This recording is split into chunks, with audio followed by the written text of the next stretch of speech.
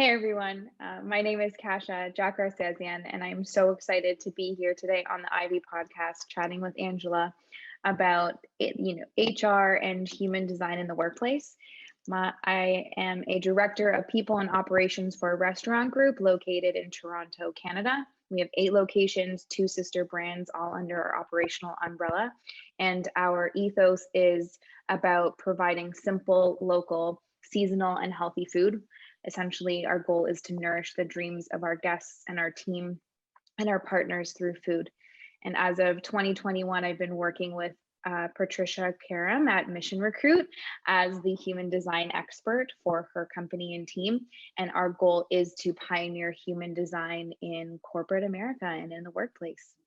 Just some small goals there, Kasia. It's so awesome to have you on today's show. Thank you for the brief rundown, and thank you to all of our listeners for joining in on today's session. As Kasia already mentioned, if you are somebody within the HR space, the recruiting world, basically the forefront of helping put people to work every single day and the complexities tied to managing that type of workforce effectively, then this is definitely the episode for you to tune into, because Kasia has some amazing innovations that she's been tied to, all leading back to the element of human design. And I'd love to just remind everyone as well, if you get a chance to just give us a rating into your app store, give us a few stars, or give us your honest review of what you think of today's episode or any other episode that you have a chance to listen to. Kasia, tell us a little bit about your background. I know that you're with the restaurant group. You're also with Mission Recruit based out of Atlanta. So you're doing some double duty at this point of time, and also pregnant with your first baby. So congratulations. You are an all-around hustler who I admire and respect. But how did you get to this point in your career? And give us some background and some context of what landed you where you are right now in HR. Sure. Well, thank you so much on the congratulations. We're so excited. For first baby is intimidating and but equal parts intimidating and exciting at the same time. Do a lot of the roles that I'm in right now. I actually went to university and studied biology, nutrition, and agriculture. But while I was studying, I was also working part-time at a national bank while I was finishing school. And I did really well at the bank. I really enjoyed thriving in that structure, in the metric system. I was a high performer, and so I received various promotions and awards during my time there. But I ultimately left to pursue a career in an area that incorporated more of what I learned in school. While marrying what I was truly passionate about that I learned at the bank, which was really managing and leading a team. And so I had found literally a job description at IQ, and I applied. And after, I think it was a 6 or 8 week interview process, they brought me on, and I was their first external management hire. I was brought on as a front of house manager at that time. The company only had 2 locations. So I've been part of them scaling from 2 to 8 and building the rest sort of the business that exists now. And then in my sort of late 20s, I was learning about human design, or I learned about human design from listening to a personal development podcast. And I heard them describe some of the archetypes, and I had never felt so seen and understood. I think when we're at that age, we're just kind of really on a deep search of meaning, right? And trying to understand, what is my purpose of life? I've achieved these various career goals. I've hit these personal milestones. What kind of comes next? And at the time, I was also studying human resources management. So I had been recognized at IQ as a manager who really was able to improve upon and create a very high performing team in a high performing restaurant. And they wanted me to essentially find a way to scale that. And I had no experience doing that. I had no clue what I was doing. I just kind of, a lot of the time, used my background in the bank and my intuition and my gut instinct. And now they're asking me to sort of put pen to paper. And I was like, oh my goodness. They're going to, all this sort of just imposter syndrome appeared. And I was like, I want to go back to school. So I went back to school while I was still working for them to really understand to try and put some theory behind what it is that I was doing in real life. And one of my favorite subjects while I was back in school was organizational behavior and understanding the psychology of teams, and people in the workplace. I found extremely fascinating.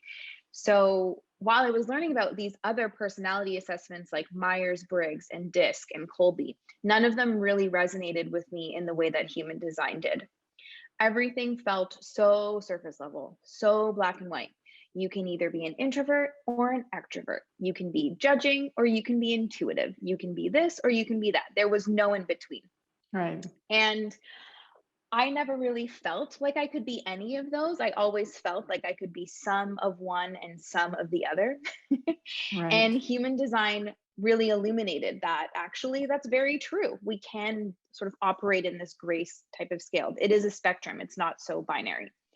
And from essentially that moment on, I've been asking myself, how can I learn more about human design and then enough that I can share it in the workplace and make all workplaces more effective and give people that sense of purpose and that sense of understanding who they are so that they can feel fulfilled and feel really good about, just showing up in their everyday life.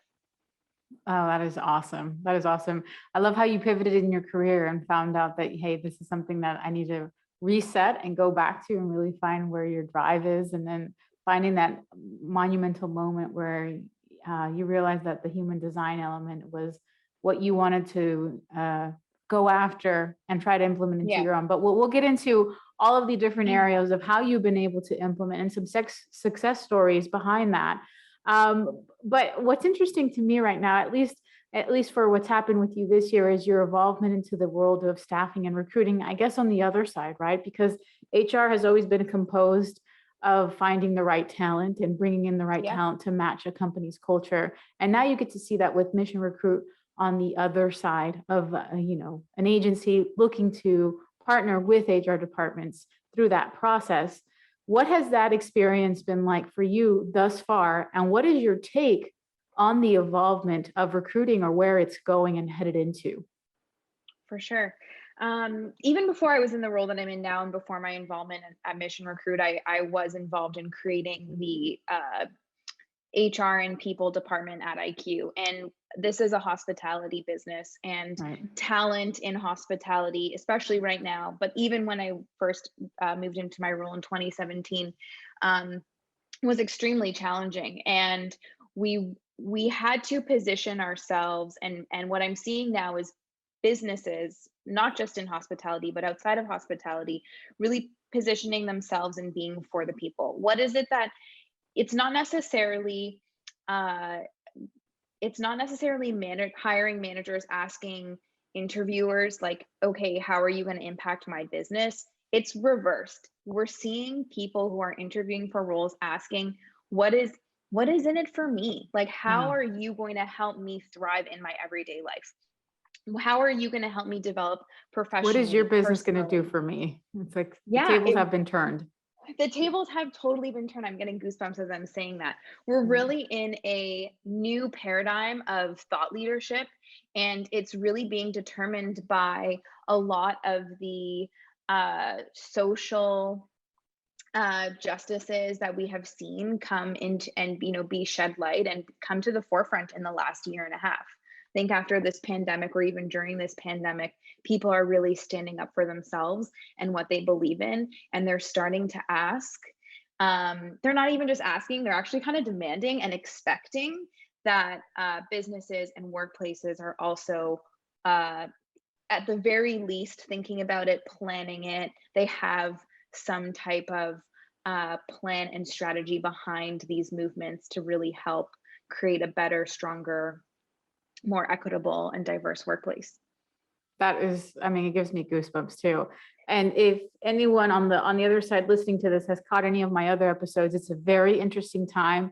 It's the pandemic era mindset transcending itself into what the future of work has been like. And it really is exciting because the future of work is centered around the worker now, and maybe the technology to help thrust us into a different age of some conventional models that we were used to in the past. But That is absolutely the case, and it's only heightened by the generational impact of what we can expect millennials and Gen Zers to offer and leverage within this marketplace as well. So completely contradictory to what has been important to workers in the past, and it's so great that you are catching on to that.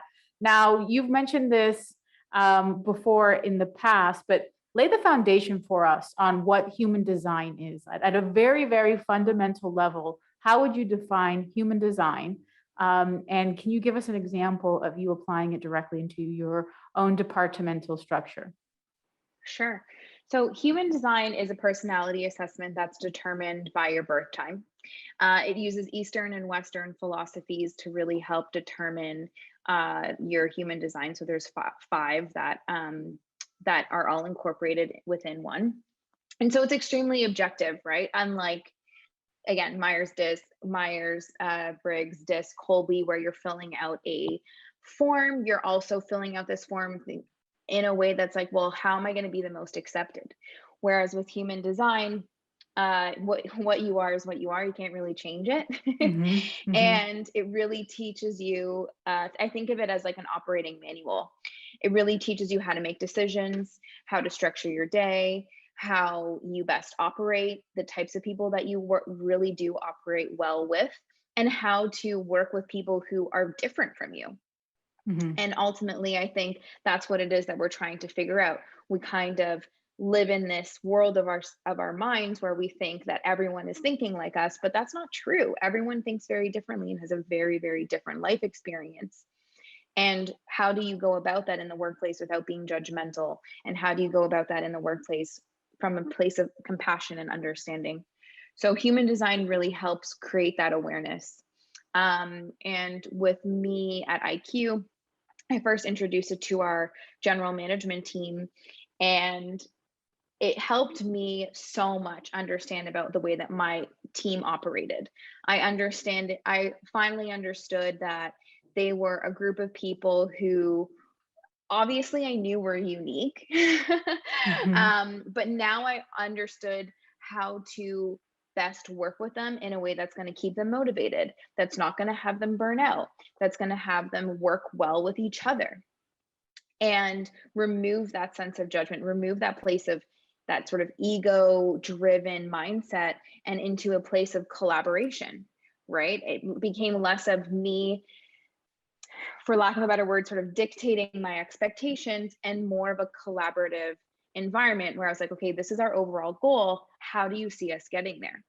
And then breaking that annual goal into quarterly goals, into monthly goals, into biweekly goals, and so on and so forth. And we've seen really great success doing that since last year. And now we're getting to the point where we're rolling this out to the rest of our leadership team and building, e-learning modules about it so that, anyone who joins our company can learn about their human design and learn about what that means for them and how they thrive in a workplace. And it really is, contradictory to what we've done. I think everyone at some point within the HR realm has done the Briggs-Myers, or I think that's what it's called, right? Right, Myers-Briggs assessment. Yeah. And it's a format that takes several minutes to complete. And you are kind of under the gun, and you are thinking and really perhaps even overanalyzing some of the questions that are being asked or prompted. But in terms of just the intake process of a human design evaluation, it's so much easier, I can imagine, for an HR department to be able to actually execute this sort of strategy, because it really, Patricia Karam over at Mission Recruit did a human design report on myself, and we talked through it in the podcast that we had with her.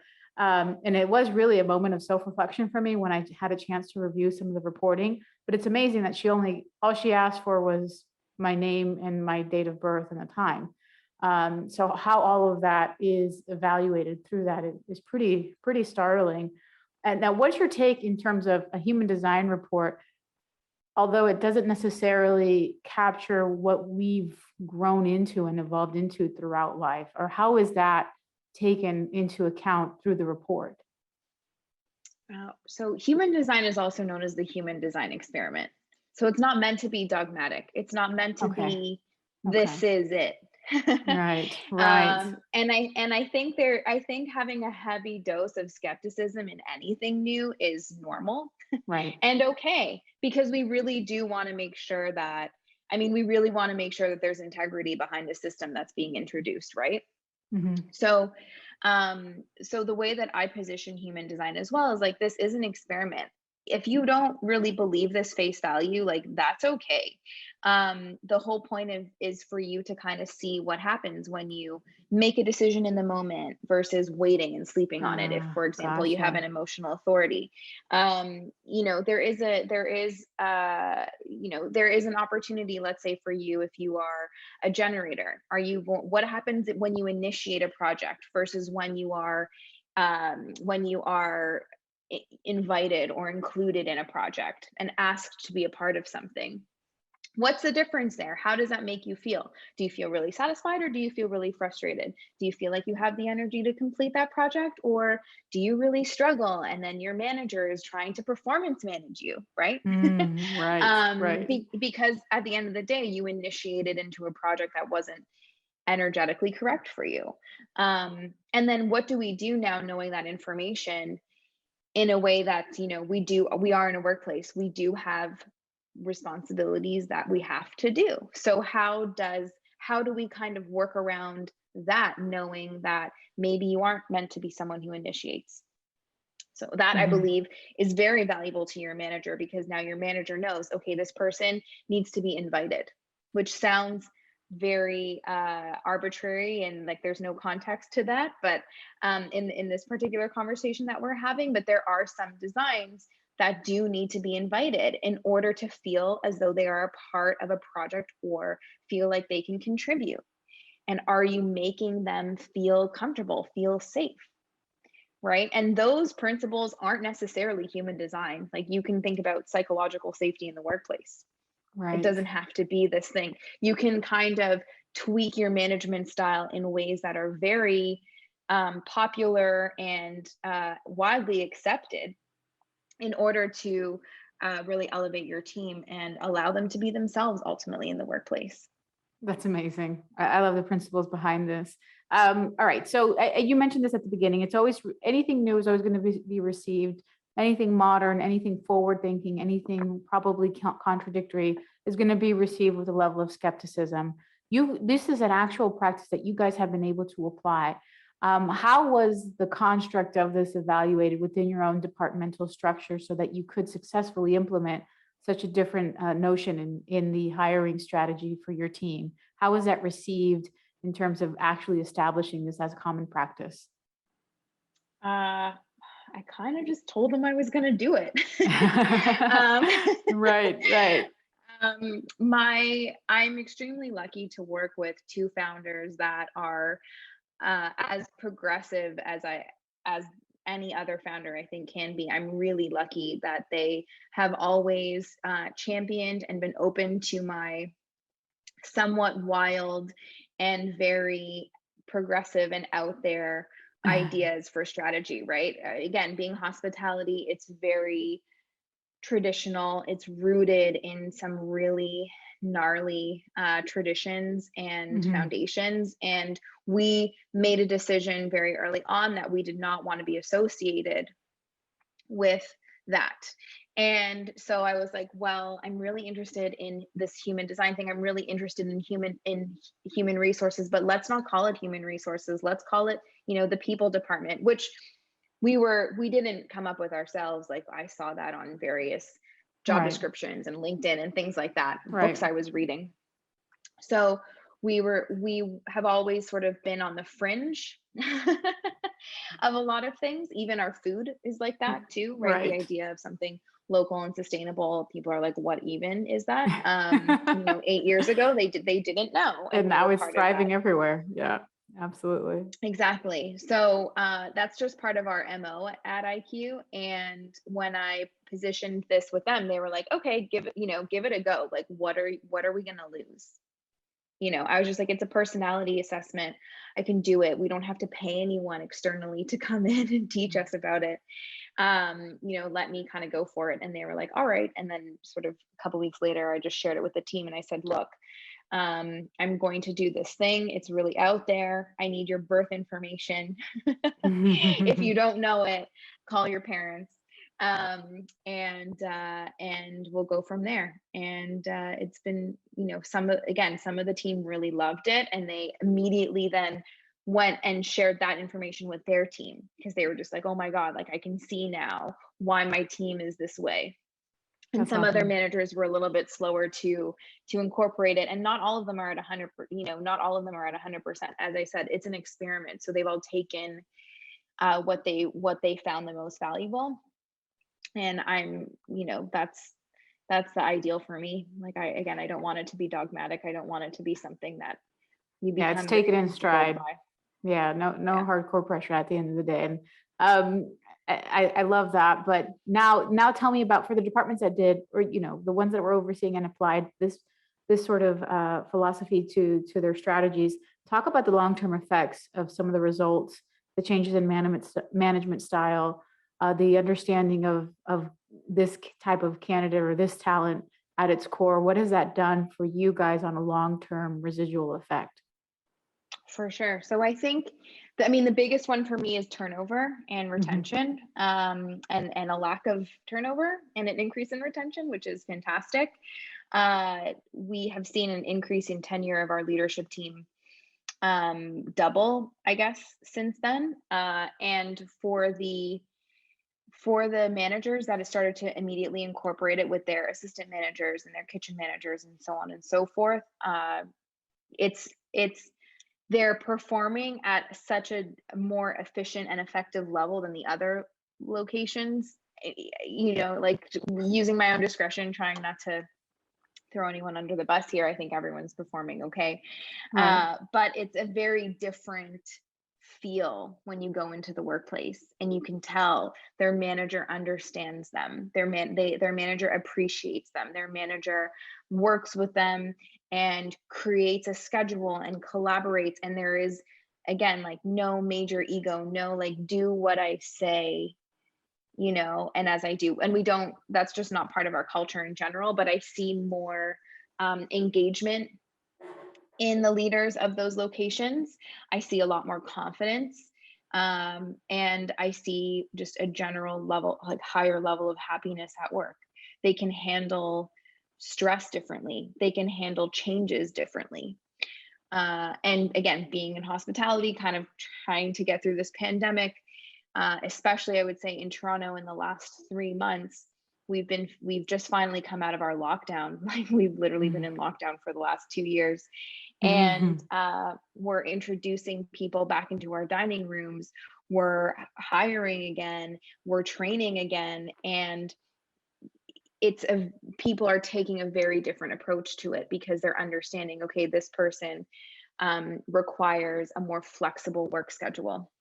This person requires a lot more structure. This person can thrive without the structure, and so we're building tools and resources that can sort of capture as many of those people as possible and be available for them, but not expecting every single person to use those tools in the same way.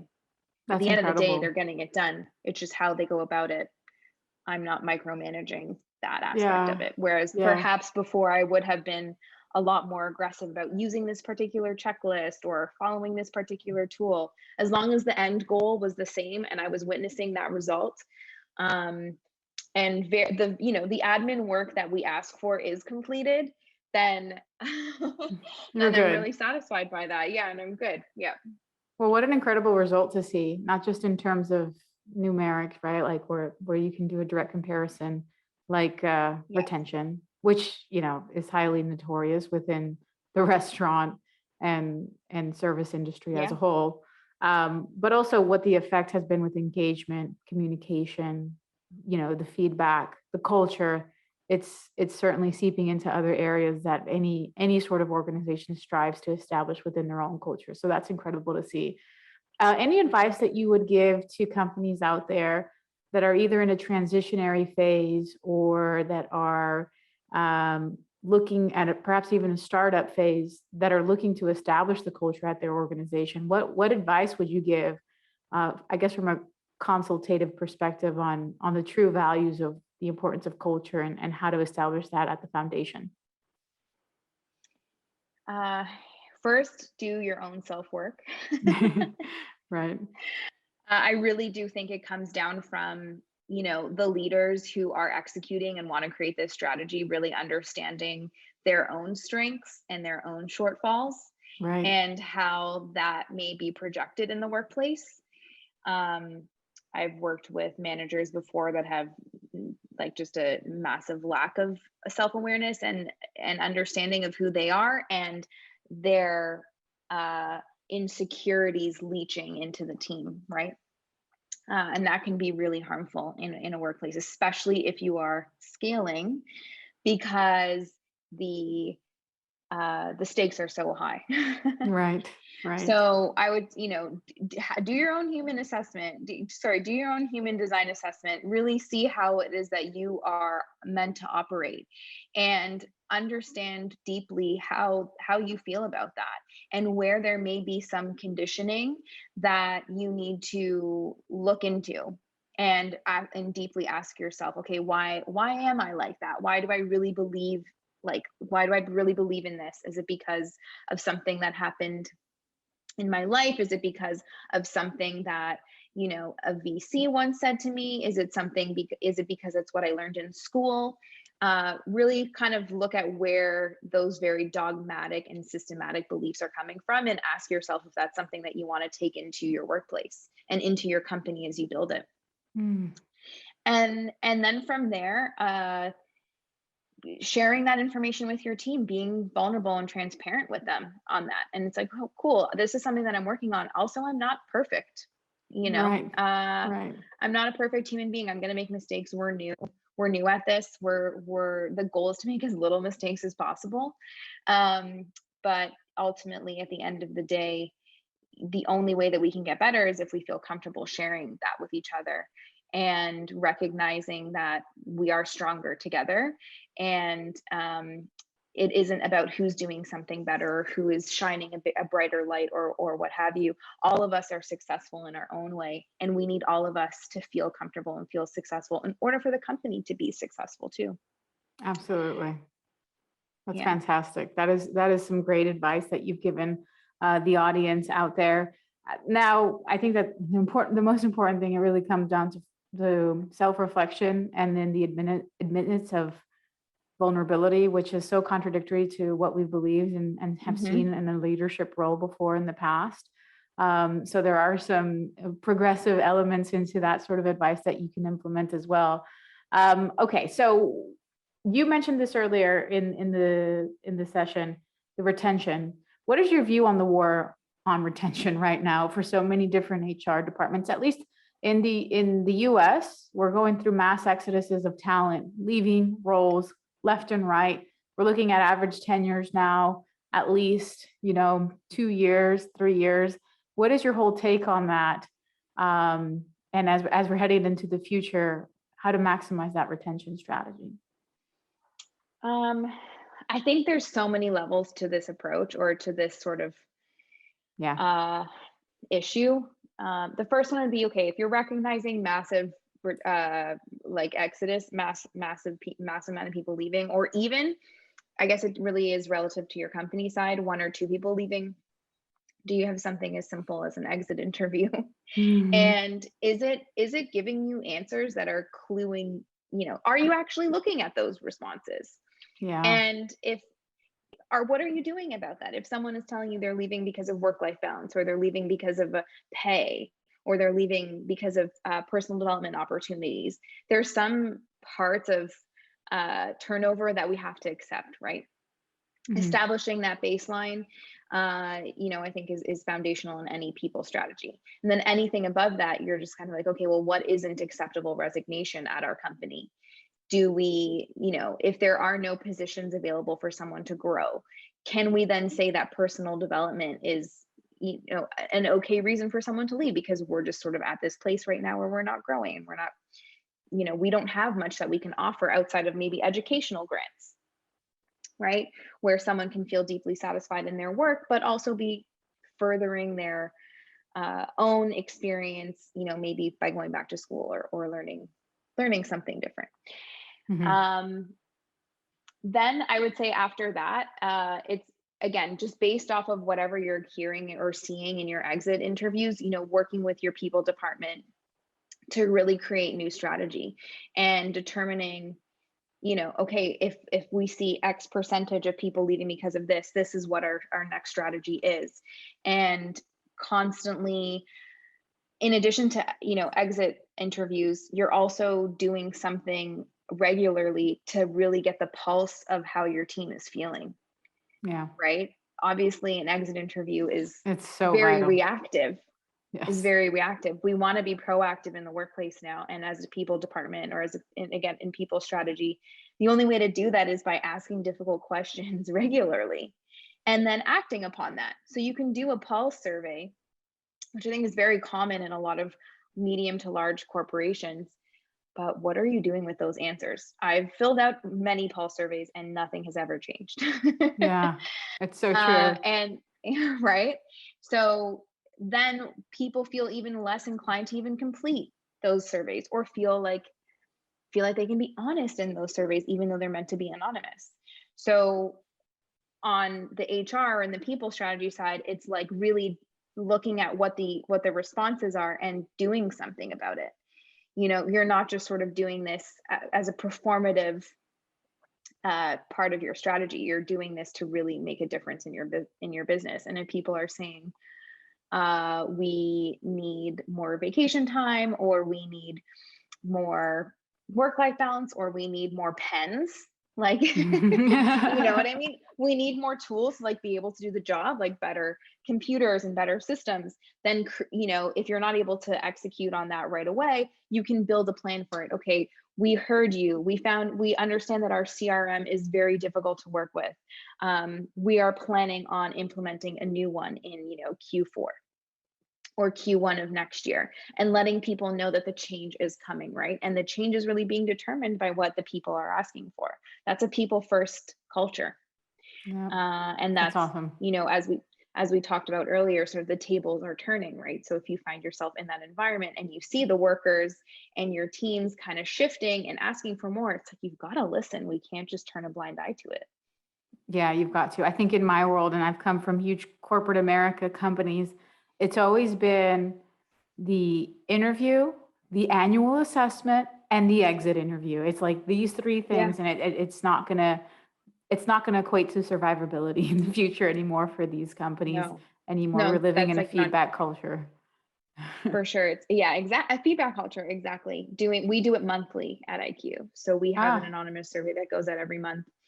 And we most of it is fine. Again, here's the thing, right? There's just I remember once when we first started doing this, we got a lot of feedback about our uniforms. And it took a while to make some changes. I created a committee. yes.